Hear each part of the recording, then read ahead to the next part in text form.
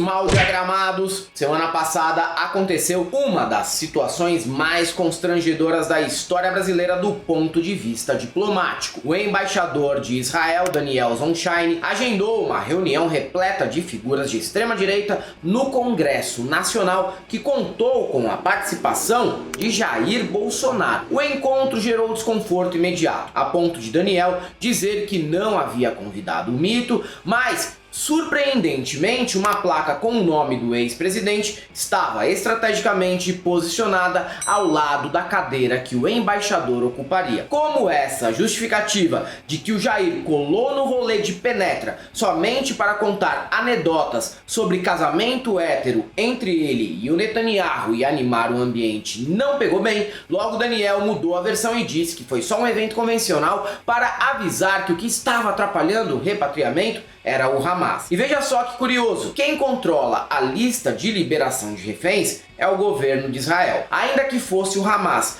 não seria no mínimo irônico que o grupo liberasse antes estadunidenses e deixasse os brasileiros para o fim da fila? Nesse festival de trapalhadas, a ideia era bem óbvia. Como o processo de liberar reféns brasileiros em Gaza já estava avançado e aconteceria dentro de alguns dias, o embaixador se aproximou do Jair para que viralizasse a versão de que isso só aconteceu por conta do apoio do ex-presidente mais simpático ao regime sionista. Apesar das declarações recentes, o Hamas é o único fator atrasando a saída dos brasileiros da faixa de Gaza por seus próprios interesses. O Estado de Israel não possui interesse alguém em atrasar a saída dos brasileiros ou de estrangeiros de qualquer outra nacionalidade. A cota para sair da faixa de Gaza, determinada pelo Egito, no zap daquelas mesmas pessoas que passaram 2 meses em frente aos quartéis, a versão até que colou. Porque também não dá para esperar absolutamente nada de gente que reza para pneu e coloca celular em cima da cabeça para entrar em contato com alienígenas. Mas fora desse grupo restrito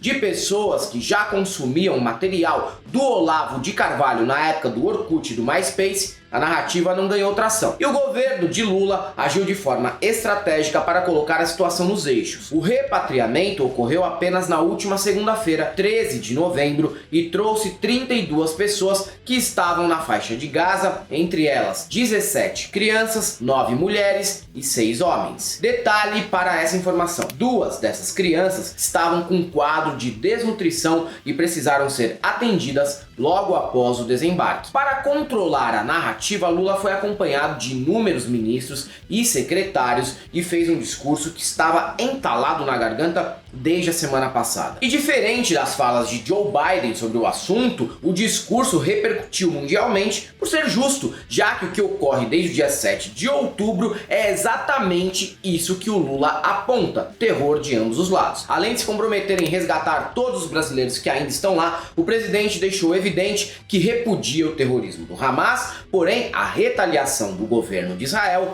pode ser classificada nos mesmos termos, pois não foca apenas no combate militar e ainda mata mulheres, 5.000 crianças e todo tipo de inocentes. Se o Hamas cometeu um ato de terrorismo e fez o que fez, o Estado de Israel também está cometendo vários atos de terrorismo ao não levar em conta que as crianças não estão em guerra, a não levar em conta que as mulheres não estão em guerra. A fala corajosa incomodou muita gente que tem receio de criticar Israel e ser taxada de antissemita, que é a típica postura de um país que ataca como Estado e sempre se defende como religião. E é difícil esconder que a situação é exatamente essa. As próprias autoridades de Israel publicaram que a solução para o conflito era espalhar palestinos por outros países do mundo. Eu não vou cair na tentação de fazer paralelismos com o termo solução, mas um ministro de Estado deveria pelo menos se atentar a isso da próxima vez. E se parar para pensar, essa lógica também poderia ser usada em sentido inverso. A solução para o conflito poderia então ser os israelenses se retirarem da região para escapar do terrorismo do Hamas. Mas ouse propor algo assim em público. Em 5 minutos, a CONIB manda uma nota de repúdio para sua caixinha de correio ou e-mail. E óbvio que eles já fizeram isso em relação à fala do Lula e querem convocar uma reunião com o presidente. Acredito que a CONIB se equivocou.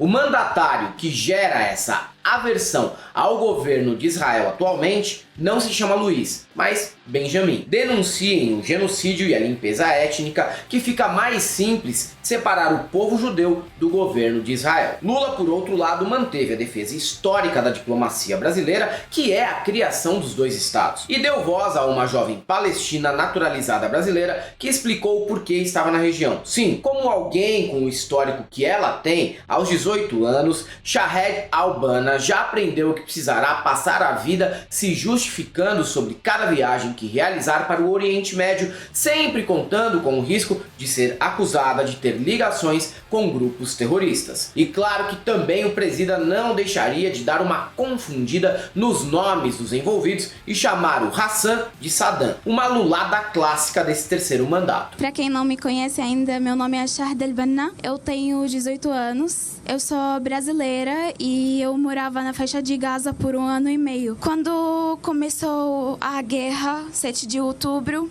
era um dia normal, deveria ser um dia normal. Eu tava me preparando para ir para a faculdade de manhã. Aí, de repente, começou a cair as bombas, começaram a bombardear todo lugar, sem avisos. E a gente ficou assustada. Ela tava preparando para ir para a escola de manhã. Eu agradeço muito do fundo do meu coração. E todos nós que conseguimos chegar aqui hoje também agradecemos muito do fundo do coração a todos que ajudaram a gente a chegar aqui. Quando a imprensa fizer entrevistas mais profundas, sérias e detalhadas com essas vítimas, ficará insustentável criticar a declaração de Lula sobre o terrorismo praticado pelo Estado de Israel. Porque, longe de qualquer isentismo, a gente presencia neste momento um período importante para entender que terror pode ser praticado por qualquer lado. E as práticas são tão evidentes que só nega isso quem tenta a todo custo manipular a realidade para proteger as próprias preferências ideológicas. Lula até agora não teve compromisso com o erro. Outros líderes foram até mais corajosos e chegaram a romper diplomaticamente com Israel. Mas o nosso presidente prefere apelar para o relativismo cultural ao invés de apostar no determinismo que os cínicos de sempre preferem. E é isso aí, galera. Para quem gosta do nosso canal, nós temos nosso apoio, seja membro Pix e Conta Jurídica, caso vocês queiram e possam fazer uma contribuição para que a gente continue aqui produzindo conteúdo. Além do YouTube, estamos presentes também no Facebook, no Instagram, no TikTok e no Twitter. Sigam a gente por lá. Não deixem de conhecer nossos novos modelos de camiseta no site da El Cabriton